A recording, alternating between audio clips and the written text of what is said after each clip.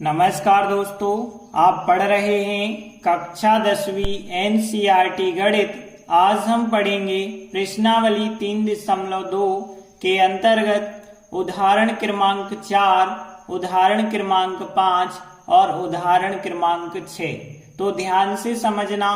तो देखिए, उदाहरण क्रमांक 4 लेते हैं।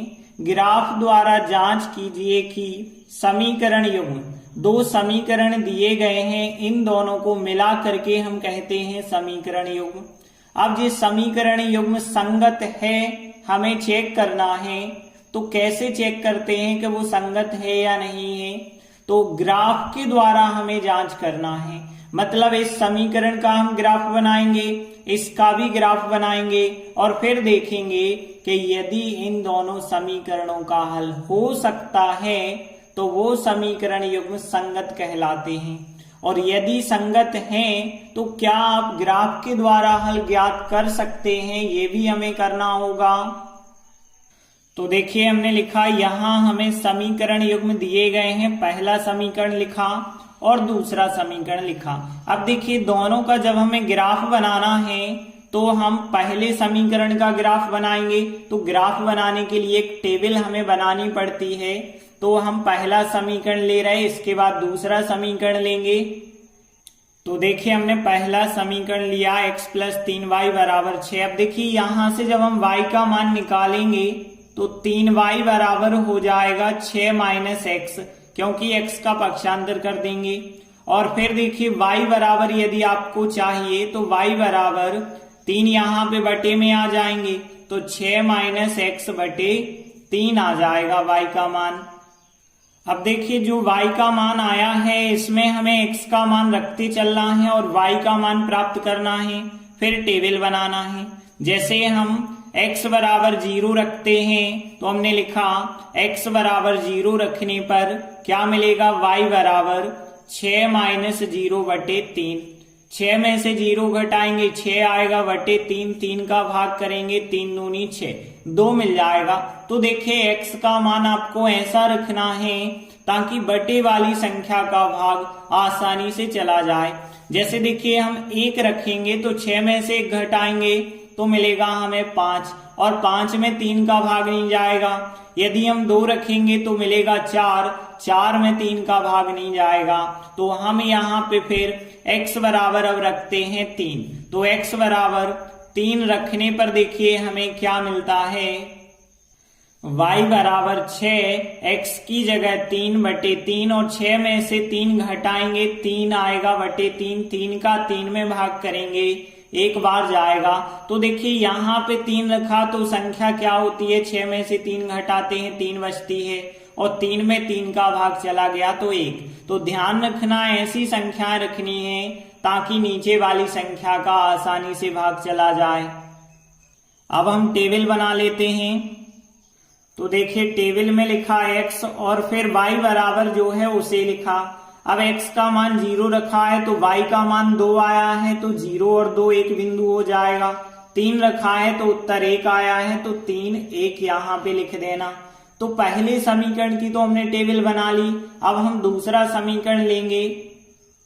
तो देखिए, हमने दूसरा समीकरण लिया। अब यहां से y का मान कैसे निकालेंगे, तो ध्यान देना, -3y बराबर 2x का यदि हम पक्षांतर करेंगे तो 2x हो जाएंगे ऋण के।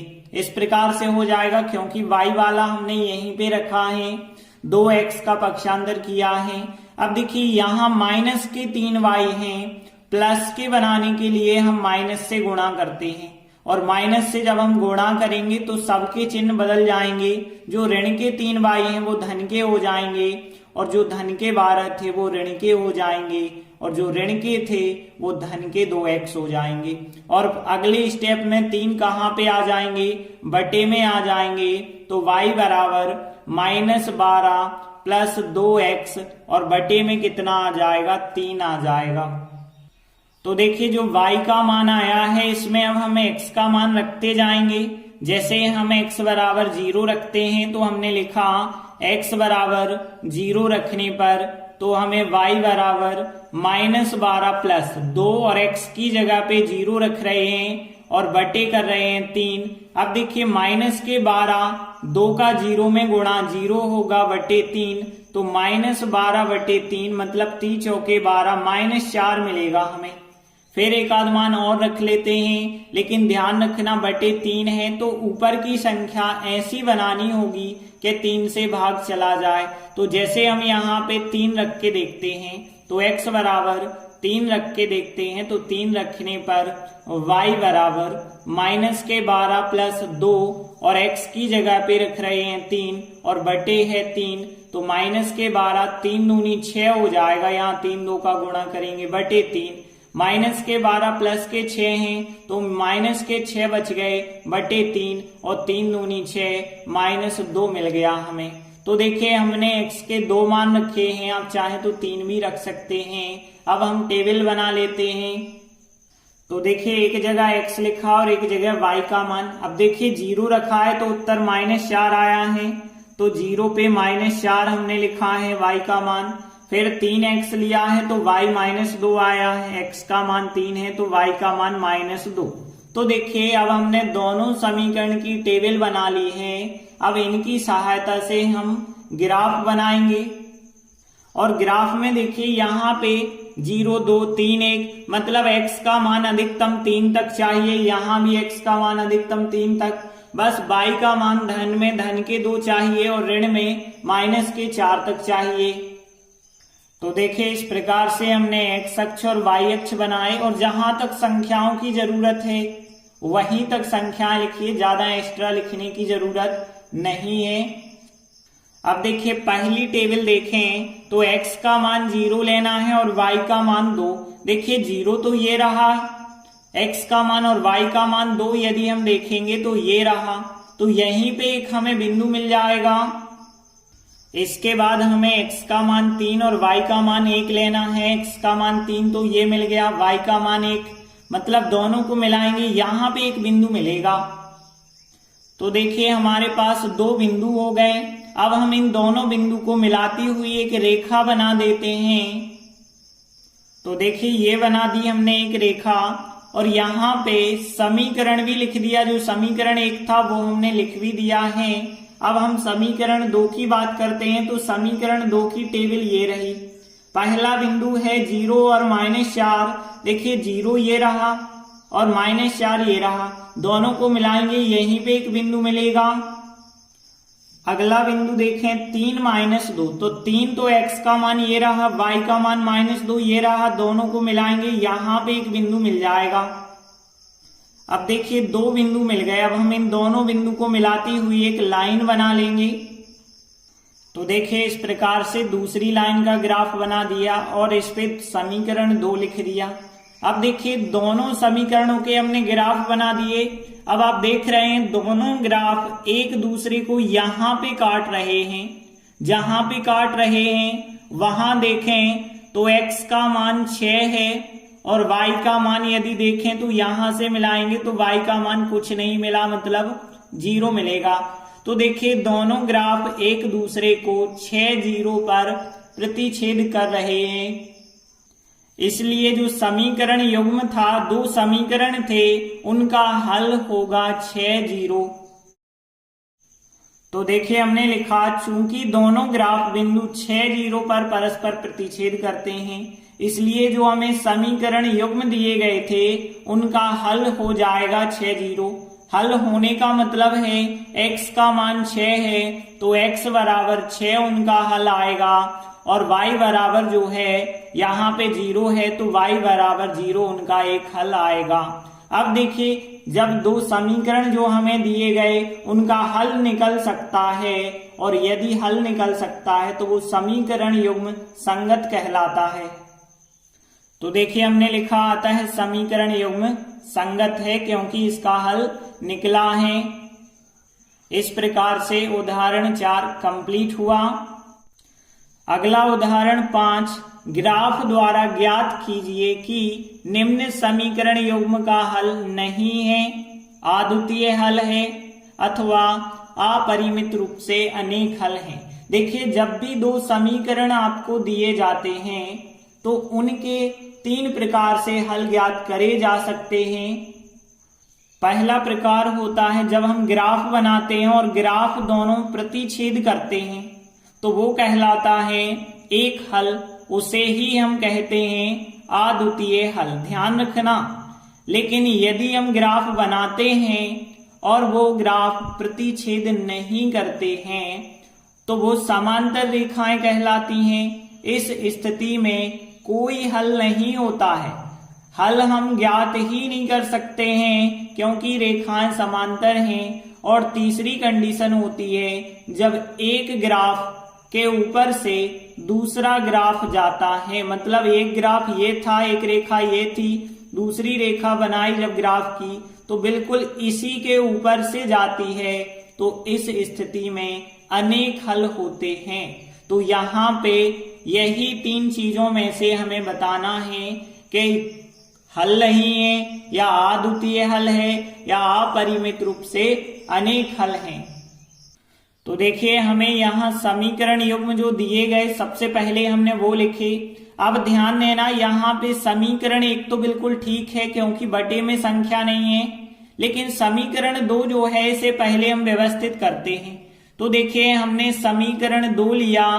समीकरण 2 से यदि हम देखें तो यहाँ 3x माइनस 24/5y प्लस 3/5 बराबर 0 है। देखिए सबसे पहली प्रॉब्लम क्या है, यहाँ बटे में 5 है तो 5 को हमें हटाना पड़ेगा।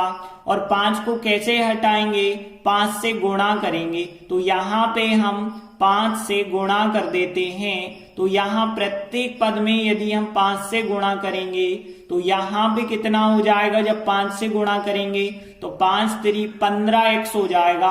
यहाँ जब हम 5 से गुणा करेंगे तो ये 5 कट जाएंगे, 24y यहाँ पे रहेंगे।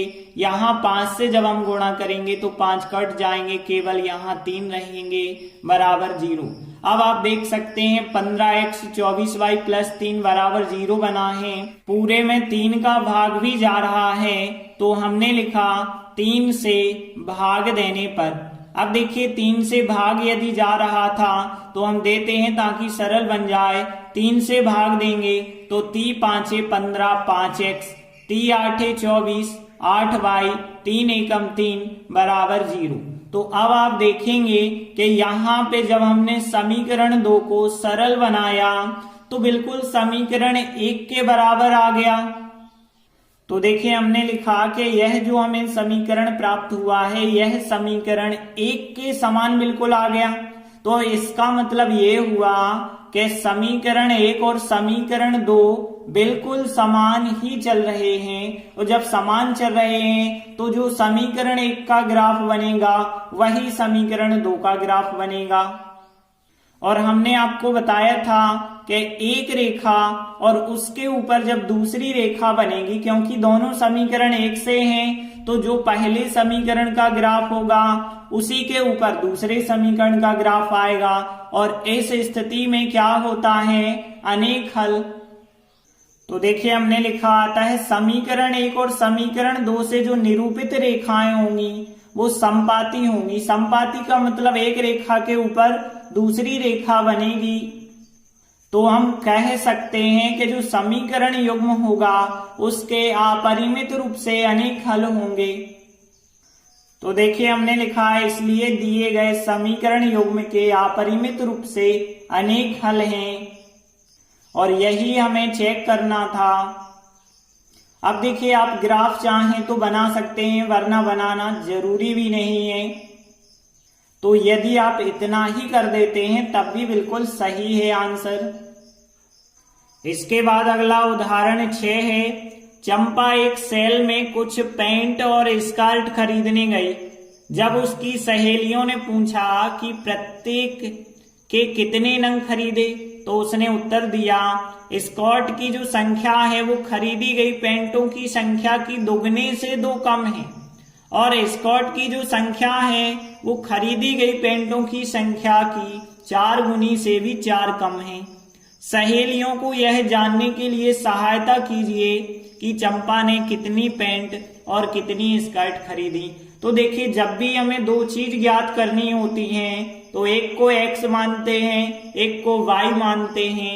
यहाँ पूछा है कितनी पैंट और कितनी स्कर्ट खरीदी हैं, तो हम मान के चलेंगे कि पैंटों की संख्या x है और स्कर्ट की संख्या y है।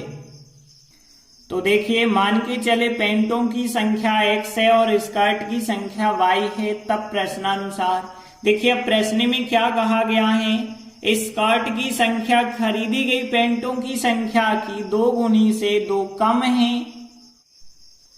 तो देखिए हम लिखेंगे स्कर्ट की संख्या जो है पैंटों की संख्या के दोगुने से 2 कम है, तो इस प्रकार से हम लिखेंगे। अब देखिए स्कर्ट की संख्या y हमने मानी है, तो y बराबर यहाँ पे 2 और पैंटों की संख्या x है -2, तो देखिए y बराबर 2x -2 बन गया।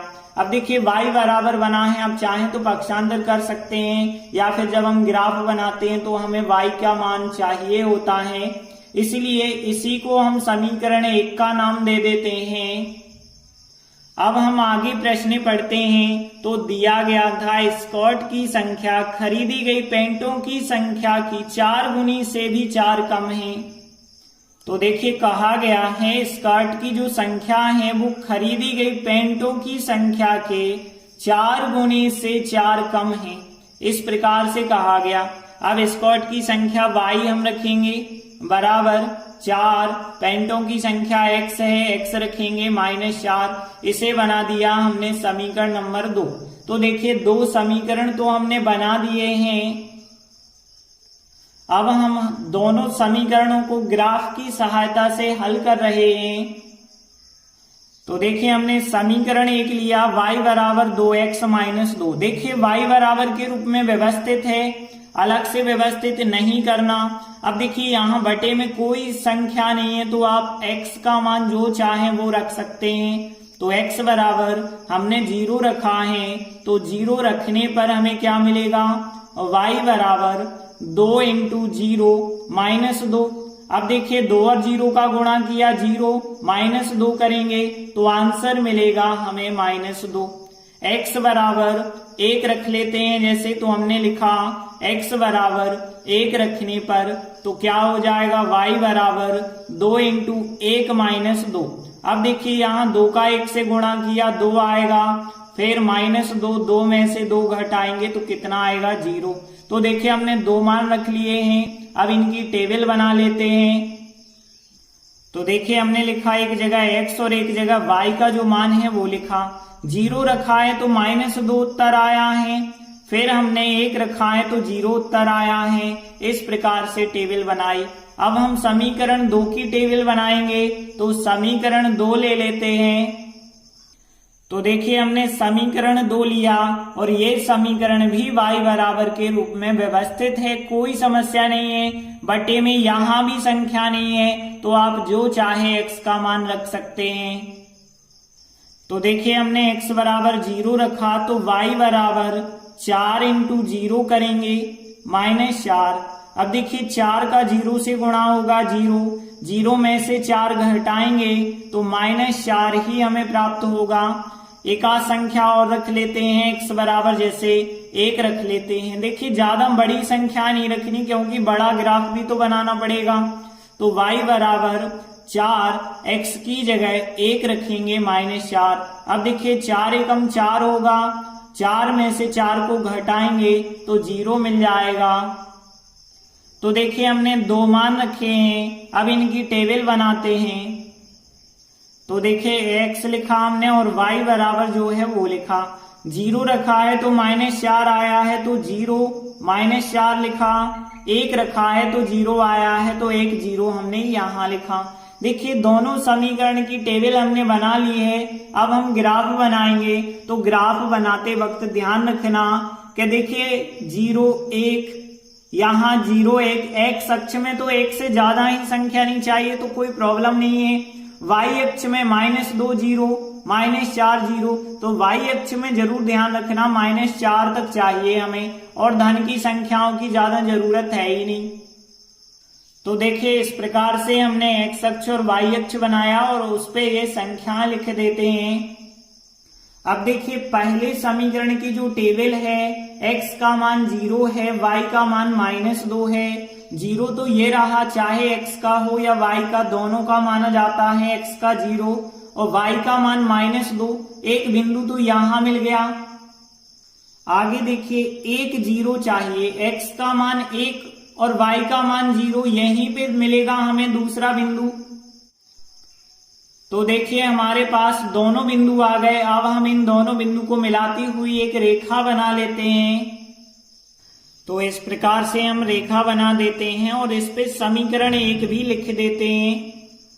आगे देखिए समीकरण 2 की टेबल, पहला बिंदु है 0 -4। तो देखिए 0 तो ये रहा और -4 y का ये रहा, तो एक बिंदु यहां मिल जाएगा। इसके बाद देखिए हमें चाहिए एक 0 और एक 0 तो हम दर्शा चुके हैं क्योंकि x का 1 y का 0 ये हो गया। अब देखिए एक बिंदु ये रहा और एक बिंदु ये रहा, इन दो बिंदु को मिलाती हुई एक रेखा बनाएंगे। तो इस प्रकार से बन जाएगी लाइन और इस लाइन पे हम समीकरण 2 लिख देते हैं। अब देखिए यहाँ पे दोनों ग्राफ इस बिंदु पे प्रतिच्छेद कर रहे हैं और प्रतिच्छेद कर रहे हैं, एक 0 पर प्रतिच्छेद कर रहे हैं। तो इन दोनों समीकरणों का जो हल होगा वो 1 0 होगा, मतलब x का मान 1 और y का मान 0। तो देखिए हमने लिखा, चूंकि दोनों ग्राफ बिंदु 1 0 पर परस्पर प्रतिच्छेद करते हैं, इसलिए जो दो समीकरण हैं उनका हल क्या होगा, x बराबर 1 हो जाएगा उनका हल और y का मान है 0, तो y बराबर 0 होगा। अब देखिए हमने क्या माना था, पेंटों की संख्या x मानी थी जो कि 1 आ गई है और स्कर्ट की संख्या y मानी थी जो कि 0y है। तो देखिए हमने लिखा आता है पेंटों की संख्या x बराबर 1 और स्कर्ट की संख्या y बराबर 0 हमारा आंसर हो जाएगा। इस प्रकार से उदाहरण 6 भी कंप्लीट हुआ। तो आज हमने 3 उदाहरण कंप्लीट कर लिए हैं। धन्यवाद।